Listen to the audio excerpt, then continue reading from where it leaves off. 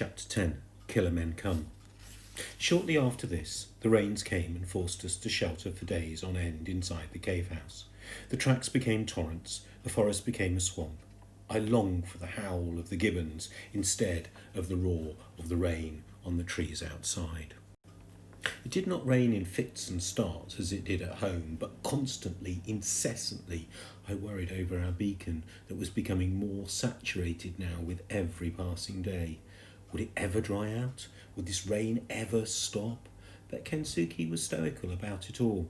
"It stop when it stop, Mikkelsen," he told me. "You cannot make rain stop by wanting it to stop. Besides, rain very good thing.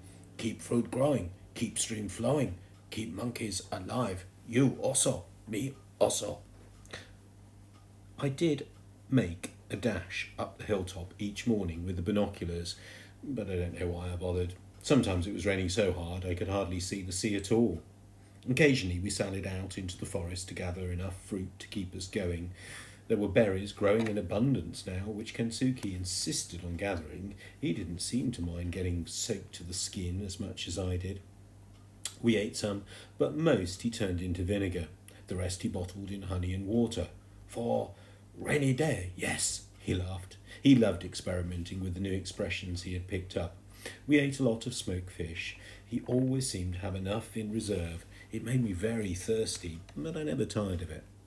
I remember the rainy season more for the painting we did than for anything else. We painted together for hours on end until the octopus ink ran out. These days Kensuke was painting more from his memory. His house in Nagasaki and several portraits of Kimi and Mickey are standing together, always under the cherry tree. The faces I noticed he always left very indistinct. He once explained this to me. He was more and more fluent in his English. "I remember who they are," he said. "I remember where they are. I can hear them in my head, but I cannot see them." I spent days perfecting my first attempt at an orangutan. It was of Tomodachi. He would often crouch soulful and dripping at the cave mouth, almost as if she were posing for me. So I took full advantage. Kensuke was ecstatic in his delight at my painting and lavish in his praise. "One day, Mikkelsen, you will be fine painter like Hokusai, maybe." That was the first shell painting of mine he kept and stored away in his chest. I felt so proud. After that, he insisted on keeping many of my shell paintings. He would often take them out of the chest and study them carefully, showing me where I might improve, but always generously. Under his watchful eye, in the glow of his encouragement, every picture I painted seemed more accomplished, more how I wanted it to be. Then one morning the gibbons were howling again and the rains had stopped. We went fishing in the shallows, out at sea too, and had very soon replenished our stores of smoked fish, octopus ink. We played football again, and all the while the beacon on the hilltop was drying out. Whenever we went now, we took the binoculars with us, just in case. We very nearly lost them once when Kukumbu, Tomodachi's errant son, always the cheekiest, most playful of all the young orangutans, stole them and ran off into the forest. When we caught up with him, he didn't want to surrender them at all. In the end, Kensuke had to bribe him, a red banana for a pair of binoculars. But as the time passed, we were beginning to live as if we were going to be staying on the island forever, and that began to trouble me deeply. Kensuke made repairs to his outrigger. He made more vinegar, he collected herbs and dried them in the sun, and he seemed less and less interested in looking for a ship. He seemed to have forgotten all about it. He sensed my restlessness. He was working on the boat one day, and ever hopeful I was scanning the sea through the binoculars. "It is easier when you are old like me, Mikkelsen," he said.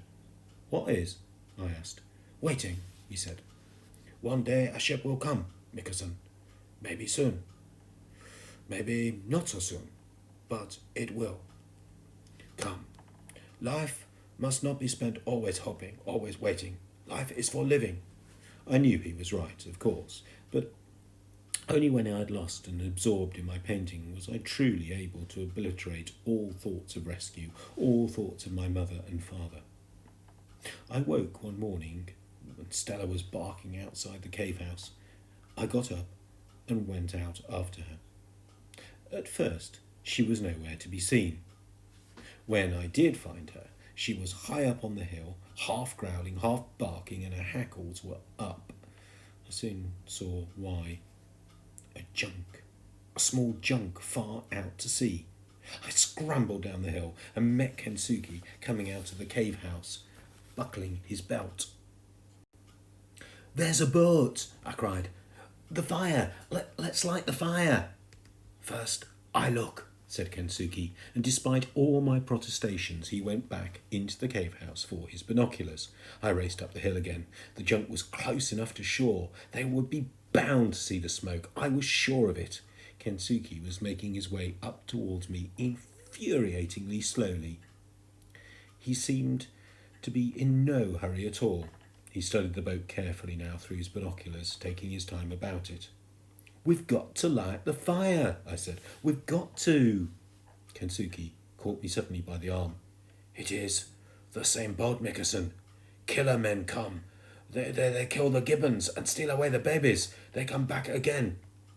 I am very sure. I do not forget the boat. I never forget. They very wicked people. We must go quick. We must find all orangutan. We must bring them into the cave. They will be safe there." It did not take him long to gather them in. As we walked into the forest, Kensuke simply began to sing. They materialized out of nowhere in twos, in threes, until we had 15 of them. 4 were still missing. We went deeper and deeper into the forest to find them, Kensuke singing all the while. Then 3 more came crashing out of the trees, Tomodachi among them. Only 1 was still missing, Kikambu. Standing there in the forest, surrounded by the orangutan, Kensuke sang for Kikambu again and again, but he did not come. Then we heard a motor start up somewhere out at sea, an outboard motor. Kensuke sang out again, louder now, more urgently. We listened for Kikambu. We looked for him. We called for him. "We cannot wait any longer," said Kensuke at last. "I go in front, Mickerson. You're behind. Bring last ones with you. Quick, now!" And off he went, up the track, leading one of the orangutans by the hand and still singing. As we followed, I remember thinking that this was just like the Pied Piper leading the children away into the cave, into the mountainside. I had my work cut out at the back. Some of the younger orangutans were far more interested in playing hide and seek and following. In the end, I had to scoop up 2 of them and carry them, one on the crook of each arm.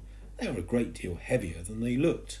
I kept glancing back over my shoulder for Kikambu and calling for him, but he still did not come.